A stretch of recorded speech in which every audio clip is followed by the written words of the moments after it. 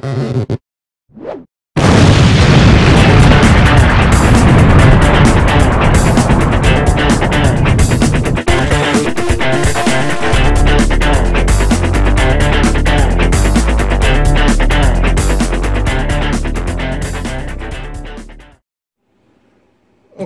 I thought I would do a quick video review of this bag I just got from Sporties.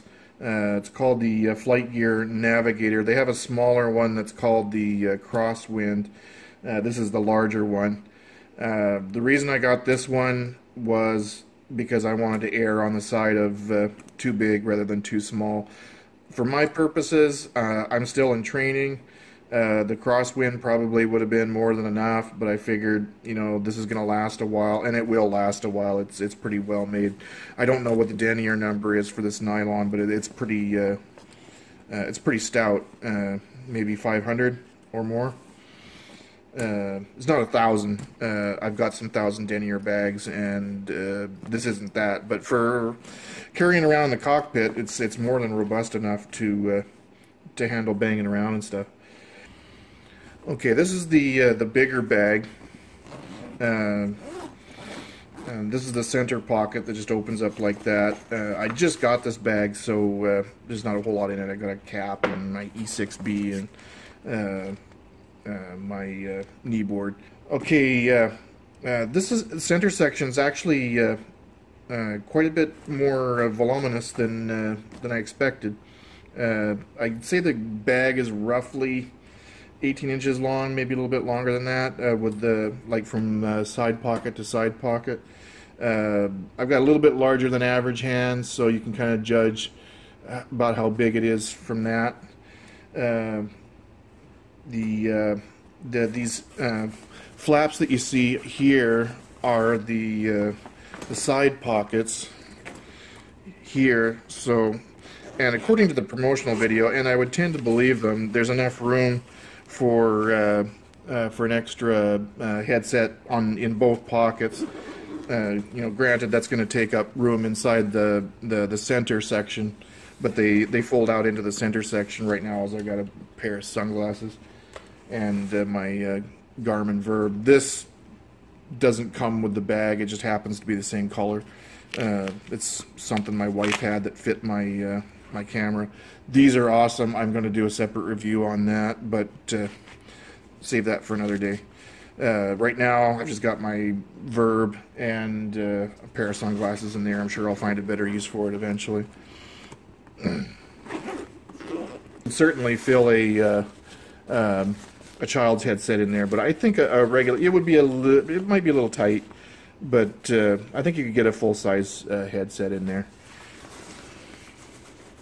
And those just jam into the center section and use up as much room as you need.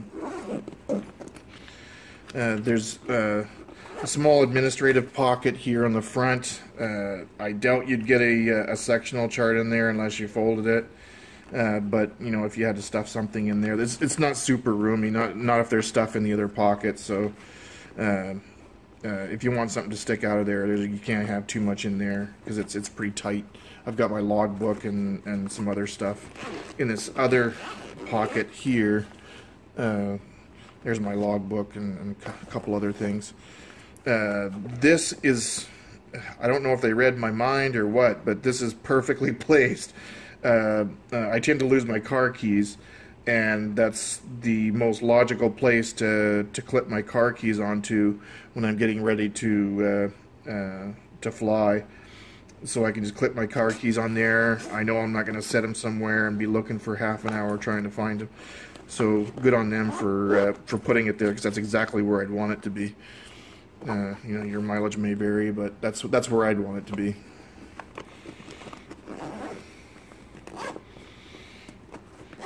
One other thing I wanted to show was this front pocket here that's in front of this center pocket. There's another pocket in front of that that doesn't really seem to be all that useful because it's a little tight, especially if you've got more than just your logbook in there. But I went and grabbed my my wife's Samsung Galaxy Note 5. It's one of the bigger phones. and she's got a plastic case around, not a plastic, a rubberized case around it that makes it even larger, just to give you an idea how well the a phone will fit in there. I think that's just about perfect. Most people now have phones roughly that size and maybe a little bit smaller. It works out perfect for that phone because there's still enough sticking out that you can grab it.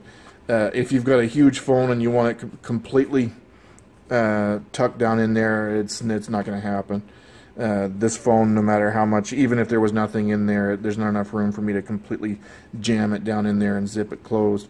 But I kind of prefer that, so I can just stick my phone in there. I've got the exact same phone she does. And I can just stick it in there and grab it, and away I go. I don't have to worry about it coming out, and it's still handy.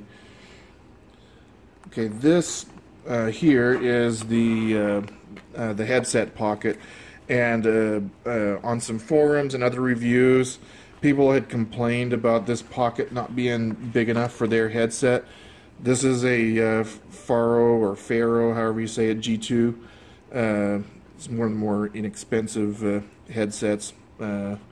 I think what people are complaining about is this one is round on top, and I know some of the more expensive ones have kind of a thing at the top that goes like that, and that may be protruding up through the pocket and making it a really tight fit. That's my guess. That, and if you've got a really huge melon, imagine if it was adjusted all the way out, it would make the headset bigger. But it works fine for me, and there's room to spare. And I imagine David Clark's and others that are similar to those would fit just fine. I mean, there's a good 2 or 3 inches of room above the headband on the top there. There's nothing else in here. There's no administrative pockets or anything, but there doesn't need to be because it would just get torn up putting your headphones in and out of there all the time. On the front, they've got MOLLE webbing. It's only on one side. The other side is the that cordage stuff. I don't know how helpful that is, but if you wanted to throw tack something on real quick, it's kind of useful, I guess. Don't know if I'll use it because there's nothing to hold what you're jamming in there from falling out. So the MOLLE webbing is a lot more practical, and I think they have some accessories that'll actually go on there, or if you have other MOLLE attachments like thermos holders or whatever, if you do a lot of camping like I do. It's just standard MOLLE webbing. This looks to be single stitched. Don't know how robust that is, so I wouldn't be yanking it real hard. All the zippers are double stitched. I don't know if the camera will pick that up, but you can see the stitching on the zipper, and that part is pretty well done. The zippers aren't the giant YKK ones like you see on some of the more expensive hiking bags, bug out bags, whatever you want to call them. These aren't those, but the zippers are metal, and they've got little tabs on them. Makes it a little easier to pull. It's not the giant YKK ones, but they're reasonably robust, and for a flight bag, it's more than enough. Okay, the other side. The other side has a big pocket and a small pocket. This pocket, again, this doesn't come with the bag. This is just one that I already had. I just keep all my camera cords and GoPro mounts and stuff in there for mounting to the wing and stuff when I want to make a video off the camera that I usually mount to the wing. It's big enough to put that in there, and this is reasonably large. I don't know if you can tell from the camera, but that's a fairly large bag, and it fits nicely. It's pretty snug in there, but it's big enough to hold that, and with the other stuff that's in the outside pocket, it's big enough to hold just about anything that you might want to bring. If you had a bigger walkie-talkie, I've just got one of these Baofeng, or however you pronounce it, walkie-talkies laying around. I don't have an aviation radio yet, but I'm just keeping this one for emergencies. I just keep it in the smaller pocket. The bigger, like the Sporties one and whoever else, would probably require you to put it in this pocket, because the antenna is bigger and the radio itself is much bigger than this little walkie-talkie. But that's all I have right now, so I'm just keeping it in that pocket. And there's some administrative. I'll take that out of there. There's some administrative pockets for business cards and stuff. I did have some stuff in there. I don't know what I did with it. And you know, you can just put your passport or whatever in that pocket, and you're good to go. This bottom one here is a mesh pocket. Just from experience, I don't like these mesh pockets. They tear too easily.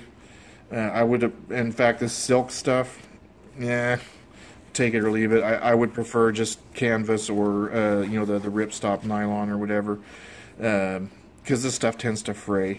The Maxpedition, if you look at their bags, they're very robust. I can't say enough good things about Maxpedition. You can tell they just, you know, go a step above with materials that are just more robust, and they don't fray and tear and stuff. This is, yeah, I mean, for business cards and stuff, who cares? And this isn't a hiking bag, so again, who cares? But this is going to wear out if you use it all the time. It's not that robust, but for a flight bag, it's nice. This stuff, not sure how useful it'll be. This is just elastic cordage. You know, if you wanted to quickly strap something to the bag in there, it would probably hold it reasonably well. I wouldn't trust it with anything expensive, because it doesn't seem to be all that tight. Anyway, I think that's the entire bag. I'll close it up real quick just so you can see the handle. Again, there's the inside, all with the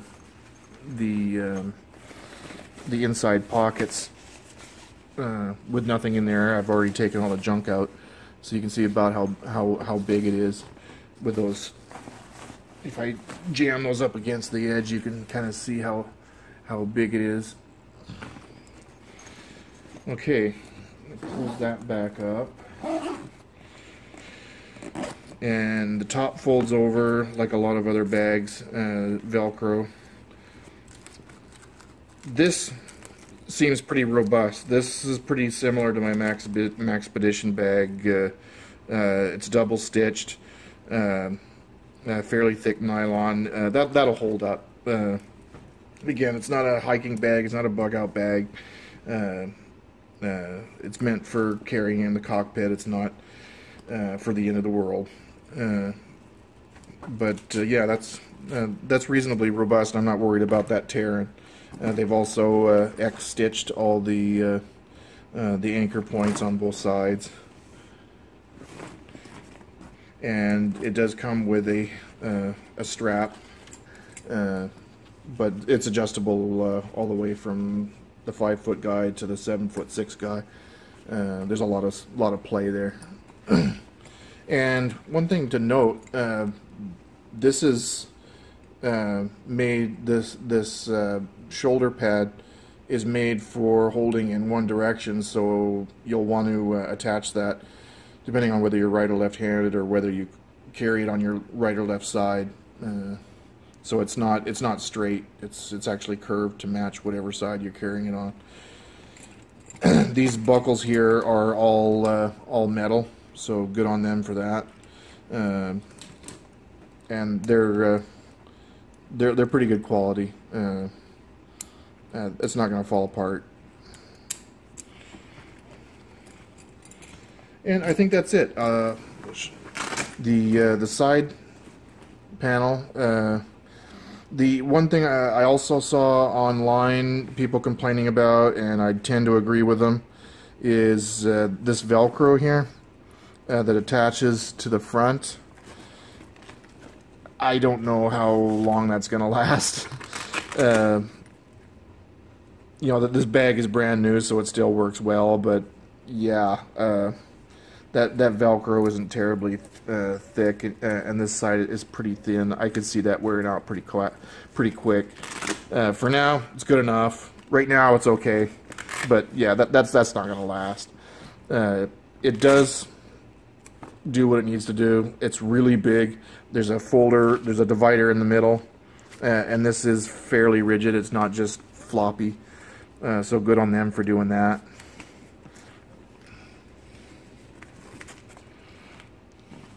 And finally, the bottom. This differs a little bit from I think some previous generations. I think some previous generations had little plastic feet in the corners or something. Maybe it was a different bag I was looking at. I'll have to go look it up online. But this is just hard plastic. This is not the same material as this. This is some sort of plasticky, heavier material that's a little bit more robust for dragging around the floor of the cockpit or the cargo area or whatever. It seems pretty well made. This isn't going anywhere. Everything's stitched really nicely around the edges. Most of the pockets are double stitched. All of the anchor points are double stitched. Again, these anchor points here are also cross-stitched. So far, I'm impressed. For a flight bag, for something that doesn't need to be super rough and tumble, it's pretty robust, and I'm not worried about it breaking apart on me, and it's more than big enough for what I need. I'm sure there's bigger ones out there. There's definitely smaller ones out there. This one seems to strike a pretty good balance, other than maybe it's a little bit on the large side in the middle. But I'd rather err on the side of too big than have it be too small and just have to go get another bag. I expect this to last a while. Okay, something I noticed on my flight today that was a bit annoying. This pocket here, try not to bump the tripod, is, I mean, it'll work for pens and pencils and stuff, but it isn't designed for pens and pencils like this is. Why they put the pens and pencil holder on the other side where all your charts and stuff that you might actually write on, I don't know. So I thought that was kind of dumb. Yeah, you can use this front pocket for pens just fine, but they really should have put it on the other side. Other than that, there's nothing that really irks me. Thanks for watching.